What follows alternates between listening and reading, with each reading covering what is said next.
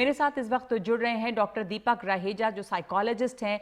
Doctor दीपक रहेजा, ये बेहद परेशान करने वाली और डराने वाली बात है तमाम अभिभावकों के लिए, माँ बाप के लिए, बच्चे जिनके स्कूल जा रहे हैं, क्योंकि ये जो इस ग्रुप का पता चला इंस्टाग्राम पे, वो तमाम अच्छे घरों के, अच्छे स्कूलों में पढ़ने वाले बच्चे हैं जिनको सभी नसीहत सीख सब जगह स्कूल में, घर में मिल रही होगी। ये किस तरह की मानसिकता दिखाता है, क्योंकि गैंग रेप में एक तरह से एक प्लेजर लेकर उसको डिस्कस करना, कम उम्र की बच्चियों के बारे में बातचीत यहाँ पर हो रही है।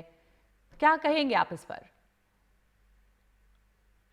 आजकल के जो युवा हैं, बच्चे हैं, इनकी एक मैं कहूँगा एक विभस्त मानसिकता को दिखाता है। बिकॉज़ इस तरह की बात बच्चों को स्कूली बच्चों को रोमांच ज़रूर दे सकती है, लेकिन उसका जो कंटेंट है, मैंने उन इंस्टाग्राम पे उन पोस्ट को पढ़ा है, वो बहुत ही बेहद ही आपत्तिजनक है।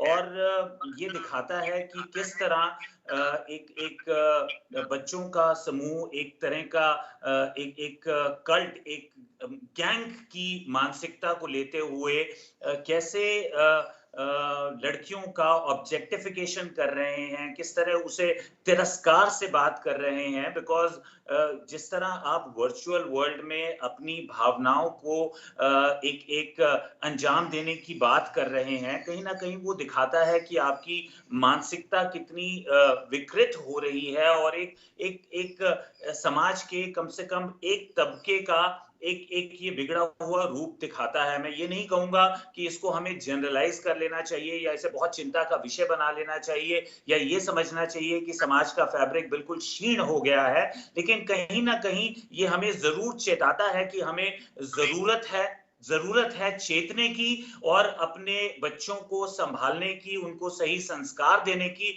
और कहीं वो एक वुमेन का ऑब्जेक्टिफिकेशन ना करें। इस तरह की एक एक हीन भावना से जो जो बात कर रहे हैं, ये बात तो देखिए बाहर आ गई। ऐसा अक्सर देखा गया है कि बच्चे इस तरह की बातें करके एक रोमांच लेते हैं। डॉक्टर दीपक रहेजा, इसके अलावा मैं एक सवाल ये पूछना चाह रही हूँ आपसे, क्योंकि इन बच्चों के पास अब बहुत ज़्यादा इस तरह के साधन भी हैं। मसलन सोशल मीडिया साइट्स पे तमाम लोग हैं, फ़ोन ज़्यादातर 16, 17, 15 साल की उम्र के बच्चों के हाथ में फ़ोन है।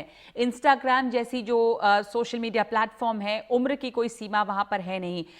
यहाँ पर भी किसी तरह की सिक्योरिटी, किसी तरह की गाइडलाइंस की ज़रूरत है। पिक्चर पोस्टिंग साइट है इंस्टाग्राम जो है, चैट वहाँ पे होता है। एक तो मानसिकता की बात है, दूसरे स्कूल के ये बच्चे हैं, कोएड स्कूल्स हैं, तो ये बहुत खतरनाक बात है कि अगर इस तरह की बातचीत होती है या मानसिकता ऐसी है, तो वर्चुअल वर्ल्ड में बहुत ज्यादा बच्चे रह रहे हैं। ये भी अपने आप में सच्चाई है। देखिए, बिल्कुल आपने बिल्कुल दुरुस्त फरमाया कि ये निश्चित रूप से चिंता का विषय है।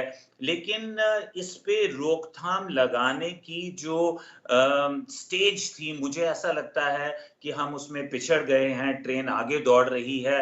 आज की डेट में बच्चा अपने मोबाइल फ़ोन से इस कदर अटैच्ड है। और मैं बच्चा इस ख़ासकर इस तबके की बात कर रहा हूँ, 12 साल, 10-12 साल से लेके जो 16 साल का एज ग्रुप है, जहाँ पे आपकी मानसिकता परिपक्व नहीं है, आप पूरी तरह से भले और बुरे का भेद नहीं जान पाते। और कहीं आपको जो प्लेज़र सीकिंग सोशल मीडिया से, इंटरनेट से मिलने लगती है, तो ज़ाहिर-सी बात है कि आप कहीं वर्चुअल वर्ल्ड में और रियल वर्ल्ड में, जिसे हम कहते हैं रियल वर्ल्ड या रील वर्ल्ड के अंदर, आप जो भेद है उसको, उसकी सीमा को पार कर जाते हैं। और कहीं इसमें मल्टीफैक्टोरियल है कि हम बच्चों के साथ कितना समय दे रहे हैं, घर पे हम किस तरह का रोल मॉडल कर रहे हैं, माँ बाप अपनी जीवन की दौड़ में कितने व्यस्त हो चुके हैं, कितना बच्चों को वो समय दे रहे हैं, आपस में कितनी बातचीत कर रहे हैं। आज हम टेक्नोलॉजी से तो ज्यादा समृद्ध हैं, रिच हैं, हमारे साधन पहले से बहुत बढ़ गए हैं।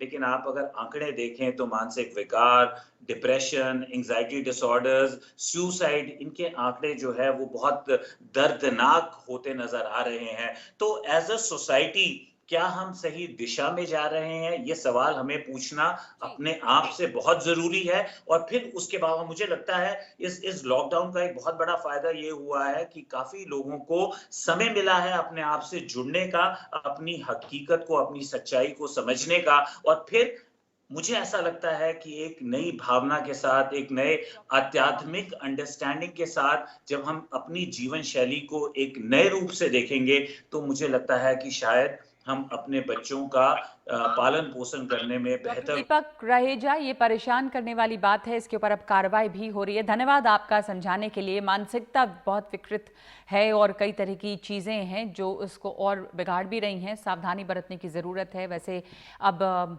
इसके ऊपर कार्रवाई हो रही है साइबर सेल द्वारा।